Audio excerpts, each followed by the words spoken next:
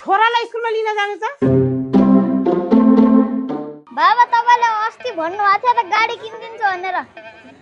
तेरेका doctor बना भनेको driver भन्छ कि क्या एक्चुअली हेर्नु सबैको यार। बाबा मलाई कुर्ता किनिदिनु न बाबालाई। ल कुर्ता किनिदिनु भन्छ फेरि अब छोरा मान्छे भएर कुर्ता लाइन्छ। बाबा यो जुत्ता किनिदिनु न मलाई राम्रो लाग्यो। फेरि अब जी देख्नु त यो जुत्ता यो पनि लेडिजै हो यार।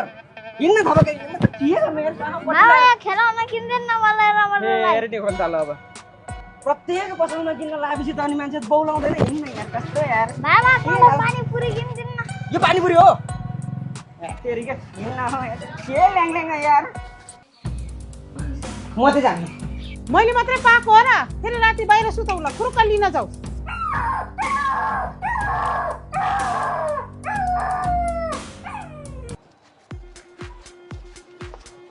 अब हेर फेरि दायाँ बायाँ टोपी राम्रो छैन त?